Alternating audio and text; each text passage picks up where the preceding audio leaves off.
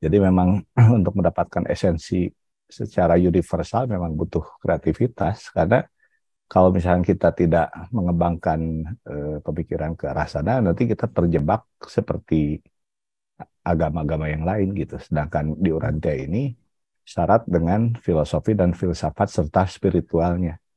Kalau itu kesimpulan dari saya, Prof.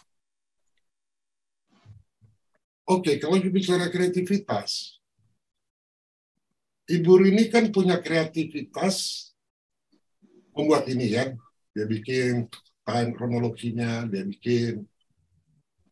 Berarti dia punya satu aktivitas yang kreatif. Tadi cara dia menyusunnya dengan kekhasan berpikir dia. Betul. Betul? Nah, Ya. tetapi ada tetapinya. Berarti dia ada satu kecerdasan dia lah, kita ambil contoh ya. Berarti dia individu yang kreatif, tapi ketika dia diskusikan di situ, apa yang dia tulis menjadi berkembang kan, lebih dalam. Betul. Nah, jadi yang barusan kita lakukan dari satu pemikiran Ibu Rini, kita bersama-sama menghasilkan sesuatu itu hasil pemikiran divergen atau konvergen. Sorry, saya harus pakai istilah-istilah itu. Divergen. Konvergen. Divergen, ini betul. Apa divergen itu? Orang psikologi harus tahu. Divergen, ya. Pikiran divergen. Ya, pikiran divergen ya pastinya tidak konvergen ataupun mengerucut mengikuti satu hipotesa yang sudah ada ya, common way of thinking ataupun mainstreamer. Divergen itu kan berarti pemikiran yang selalu mencari dan mungkin tidak ada berhentinya sampai menemukan esensinya. Betul. Artinya ketika kita berusaha memecahkan satu masalah, pemikiran divergen ya, kita itu tidak memusatkan seluruh upaya kita untuk menemukan satu-satunya solusi yang tepat. Ini loh. Enggak kan? Nah, itu konvergen tuh. Kalau ini satu-satunya caranya. Ya. Tapi kita mulai mencari solusi ke segala arah kan. Seperti saya tawarin tadi. Kenapa kita nggak baca bab 2? Kenapa kita nggak memahami UFO? Kenapa kita nggak mempelajari itu? Itu kan bukan pemikiran konvergen, itu pemikiran divergen kan. Kita mulai mencari ke segala arah yang memungkinkan kita untuk mempertimbangkan sebanyak mungkin pilihan. Kira-kira itu dilakukan oleh Guru Yesus dalam metamodalnya Ibu Rini.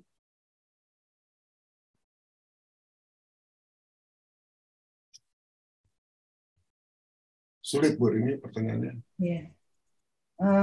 Iya, itu yang pasti dilakukan oleh Guru Yesus karena dari sejak di dalam keluarga dia sudah menemukan juga bahwa doa itu kan tidak perlu ritual, karena doa itu ya, ngomong sama Tuhan. Kayak Pak Ibang, saya mengingatkan saya dengan Pak Ibang, ngomong sama Tuhan kepada Bapak ya langsung aja ngomong gitu ya, nggak usah muter-muter pakai ritual yang panjang gitu. Jadi dia juga menginovasi doa di dalam keluarganya. Itu ketika Yosef udah nggak ada ya, itu sedikit punya kemerdekaan, lebih punya kemerdekaan untuk improvisasi dan inovasi.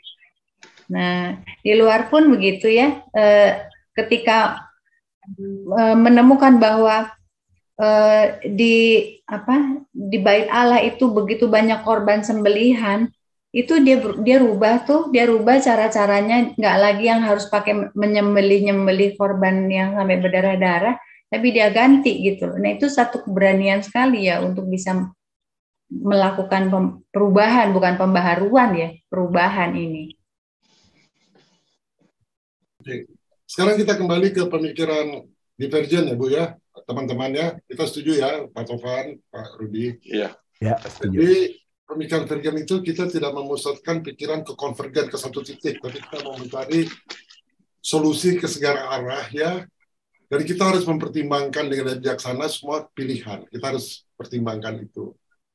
Nah, jadi kalau orang-orang seperti itu ya, yang kreatif itu berpikir divergen, seperti apa yang sang guru lakukan di model ini, dia akan membentuk kombinasi elemen baru yang kebanyakan orang sudah tahu, misalnya dalam hal ini Taurat ya, kan kebanyakan orang udah tahu, ya. Tapi dia tinkering tuh, elemen ini, lalu dia gunakan dengan cara tertentu dan membentuk hubungan antara dua atau lebih elemen ini yang sekilas tidak memiliki kesamaan tuh.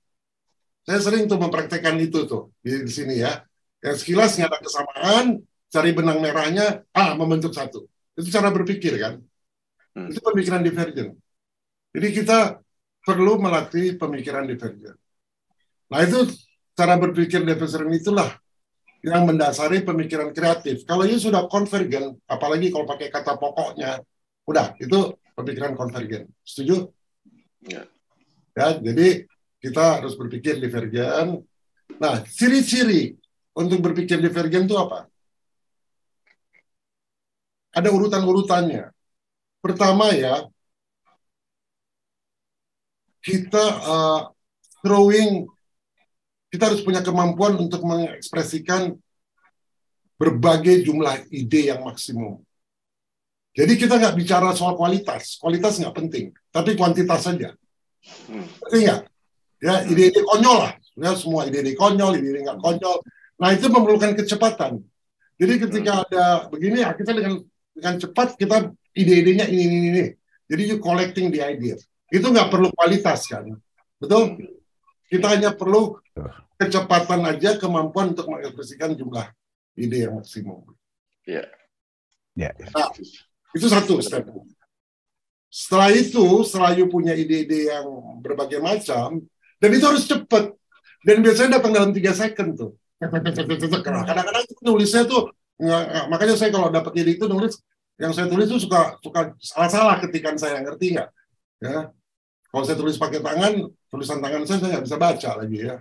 Gitu.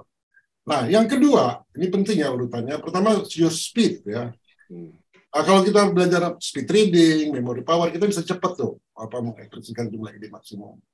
Kualitas nggak penting, yang penting kuantitas dulu. Ya. Nah, yang kedua, baru kita harus punya namanya fleksibilitas. Fleksibilitas itu adalah kemampuan untuk mengekspresikan berbagai ide. Kalau kita sudah punya kemampuan mengekspresikan berbagai ide, budaya jadi masalah nggak? Tabu jadi masalah nggak? Jadi kita nggak berpikir tabu, nabrak-nabrak. Itu namanya topi hijau kan yang dipakai. Jadi you dapat berbagai banyak ide, lalu you mengekspresikan ide itu ya, punya fleksibilitas, tanpa rasa takut. Nah, itu akan menghasilkan namanya satu originalitas. Jadi, originalitas itu kemampuan kita untuk menghasilkan ide-ide yang tidak standar, yang baru. Nah, cirinya apa? Manifestasinya apa? Dari jawaban, dan dari solusi yang tidak sesuai dengan yang diterima secara umum. Nah, kayak Imbang ya, bilang, kenapa lama banget sih gue pengen sama Tuhan? Itu originalitas, Bang. Nah, tapi the problem, dia loncat ke yang ketiga. Yang pertama, dia sudah punya nggak kecepatan untuk mengekspresikan jumlah ide yang maksimum. Yang kedua, you punya fleksibilitas nggak untuk mengekspresikan berbagai ide. Baru dapat originalitas itu. Paham ya, itu 3 step penting ya. Ini belum lengkap nih. Yang keempat, you harus completed itu. Berpikir divergen harus gitu. You harus ada kelengkapan namanya. Jadi kelengkapan itu adalah kemampuan kita untuk meningkatkan produk tadi, ya, atau memberikan tampilan akhirnya. Paham ya Pak Tovannya? Jadi pertama, you gathering ide dengan cepat, you punya fleksibilitas untuk merepresentasikan berbagai ide terus, ide yang konyol dan sebagainya. Kita mau merampok bank, gimana caranya? Nah itu bisa ada ide maksimum. Fleksibilitasnya gimana? Originalitasnya gimana? Itu ide non-standar, semua tidak standar, itu baru. Itu dari solusi, dari jawaban, pokoknya yang tidak bisa diterima oleh umum lah. Nah, baru udah itu kita lengkapi. Jadi gimana kita meningkatkan produk atau memberikan tampilan akhir. Nah, disitulah perlu logic, perlu reason, perlu research, ya. Ini kayak ini, bro. Kayak intelijen berarti ini berpikir ini, bro. Betul, bro. Tapi sebenarnya bukan intelijen, bro. Peneliti, saintis gitu juga. Sama ya? Iya, ilmuwan, inventor, seniman gitu juga kan Pak Tovan? Ya. Musisi, apa aja, profesi apa aja. Seperti Profesor Sutami, dia bikin cakar ayam ya, Profesor Sutami. Ya. Itu kan gitu. Dia insinyur tuh. Oh coba lihat dia, sampai sakit liver, sampai mati dia. Nah, ini dia kan originalitas. Dari hal-hal yang cakar ayam, apa sih itu cakar ayam, jadi konyol tuh. Orang kan ngomong begitu. Dia itu datangnya karena dia berpikir divergen. Ya. Lalu kita lihat misalnya di Indonesia, siapa lagi ya di Indonesia ya? Ada orang namanya Agung Rajasa. Dia mau bikin di Jakarta ini, dia mau bikin seperti knockdown ya, di mana nanti dia hanya bawa kayak pipa. Dalam pipa itu mobil di atas dan semua air nggak akan banjir lagi di bawah. Dia mau bikin tuh. Nah, itu ide originalitas. Kalian mungkin belum pernah dengar ya, dia udah usulkan pemerintah. Nah, jadi artinya orang-orang yang berpikir kreatif, pertama pasti divergen ya Bu Rini ya, pasti divergen. Artinya apa? Dia punya kemampuan melihat masalah di mana orang lain nggak melihatnya. Nah, sama, Urantia itu kita bisa nggak? Seperti tadi Pak Tovan bilang, ini banyak yang tersirat nih. Gimana yang tersembunyi? Nah, orang lain nggak bisa lihat. Jadi kalau kita berpikir, kita bisa lihat. Lalu yang kedua, ini penting ya, jadi kita harus mengenali dulu. Yang kedua, kita harus mampu ya, meruntuhkan kita punya operasi mental kita yang biasa. Itu pakai topi hitam tuh Pak Agam. Pakai topi kuning. Lalu kita harus mengganti, setelah kita runtuhkan operasi mental kita itu, kita ganti berapa konsep dengan menggunakan simbol ya, yang pengertian makan nulis. Akhirnya kita udah nggak nulis lagi, kita ngegambar tuh. Oh ini maksudnya gini, maksudnya gini, maksudnya gini. Lalu kita bisa menerapkan keterampilan untuk memecahkan satu masalah untuk memecahkan yang lain. Dan juga kita bisa buat satu realitas ya, seperti Urantia ini kan satu realitas. Kita mampu memahami keempat chapter ini secara keseluruhan tanpa membaginya menjadi beberapa bagian. Nah, kayak Urantia itu kan ada 4 bagian, betul nggak?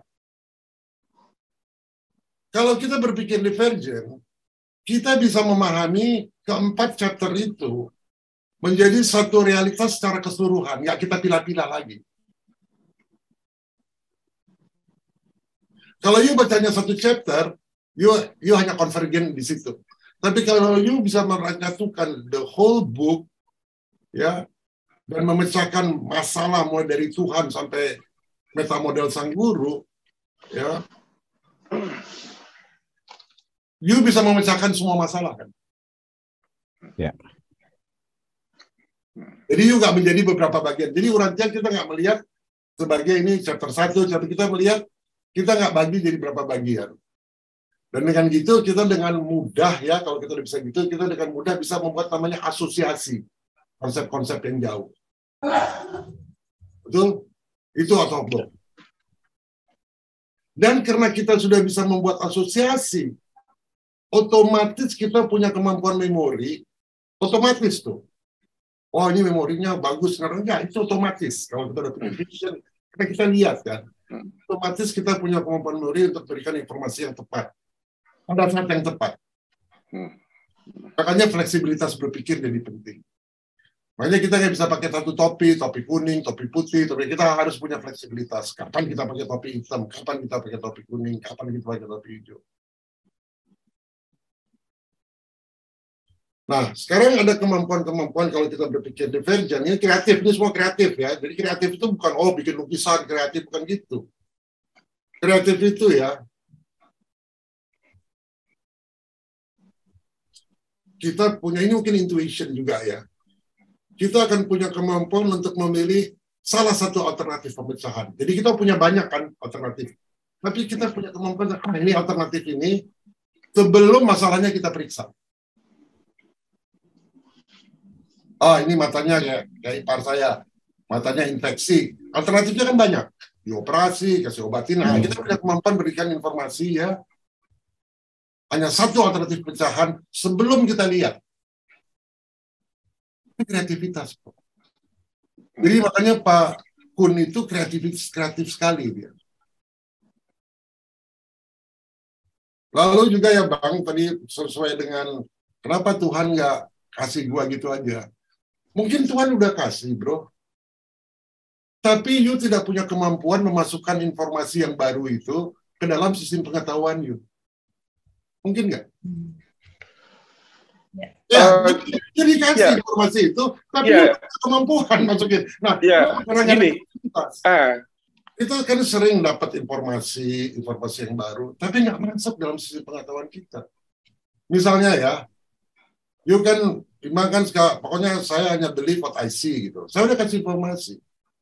Ada banyak dimensi yang you nggak bisa dapat dengan indera you. Nah, kalau you belum paham itu, gimana you mau masukkan informasi dari dimensi kelima, dimensi keenam? Kalau informasi itu udah dikasih tahu gitu. Jadi kita punya masalah untuk memasukkan informasi yang baru ya, ke dalam sistem pengetahuan yang ada. Nggak usah terlalu pintar, bro. Tapi khusus untuk masalah itu kita bisa dapat. Seperti Ursi ya, si Ursi yang saya bilang, dia orangnya biasa-biasa aja. Biasa-biasa aja. Tapi dia bisa panggil UFO itu anytime. Berarti dia punya kemampuan untuk memasukkan informasi yang buat orang lain masih baru ke dalam sistem pengetahuan dia yang dia hanya lulusan college aja gitu. Orang biasa dia. Kenapa? Karena biasanya kalau kita kreatif itu ya kita bisa hal-hal, ini kunci untuk kreatif ya, pikiran divergen. Kita jangan judging, bro. Kita harus mampu untuk melihat hal-hal sebagaimana adanya. Itu aja, lihat dulu. Observer kan. Nah, dari situ kita bisa membedakan apa yang diamati oleh kita. Ya, kita observe kan.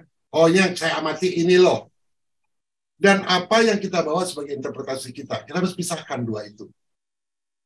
Paham ya Pak Rudi ya, agamnya? Apa yang kita observe ini dan apa yang kita bawa jadi persepsi kita. Harus kita pisahin.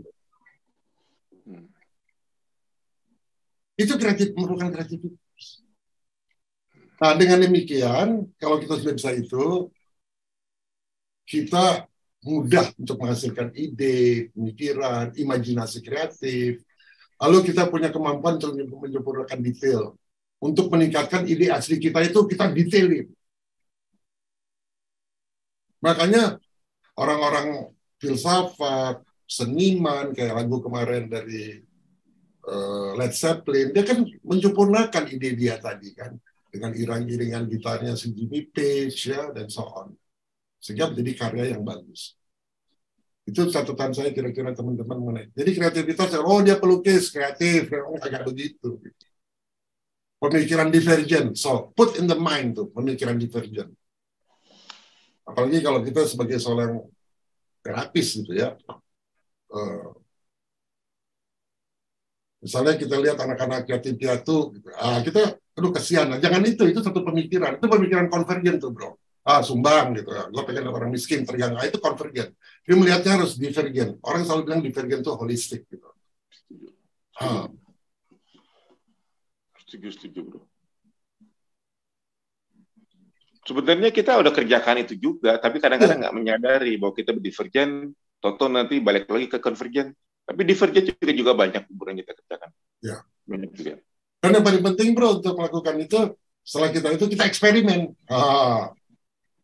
Eksperimen itu, saya kan suka bilang kita harus exploring, eksperimen. Itu bukan soal coba-coba seperti binatang gitu. Yang saya maksud dengan exploring ya, bukan coba-coba. Eksperimen, coba-coba, bukan. Waktu saya bikin tesis PhD saya, itu saya nggak coba-coba gitu, karena saya kan bermain dengan atom kan, ya, nggak coba-coba. Tapi saya bereksperimen. Eksperimen itu artinya apa? Jadi kita harus punya kemampuan, itu penting benar ya. Kita harus punya kemampuan untuk secara benar-benar sadar dan sengaja. Itu sadar dan sengaja menciptakan satu kondisi di mana esensi dari satu objek yang tersembunyi. Objek, kayak gelas nih. Ya, ini gelas nih. Ini satu objek nih ya. Di dalamnya ini, kita bisa mampu untuk melacak dan menganalisa fitur dari perilaku objek ini. Betul nggak? Misalnya kalau you ambil batu, ya, you itu kan kayak benda mati. Udah, you lihatnya batu, buang aja. Tapi kalau you secara eksperimen, you menciptakan secara saja dan sengaja, you menciptakan kondisi di mana batu ini, kita mampu untuk melacak dan menganalisa perilaku si batu itu dalam kondisi ini. Betul? Dari situ you bisa lihat apa? You bisa lihat mineralnya, kan? Ya. Nah, sekarang dari mineralnya ini, you sekarang mau melacak lagi lebih dalam. You mau melihat apa di situ?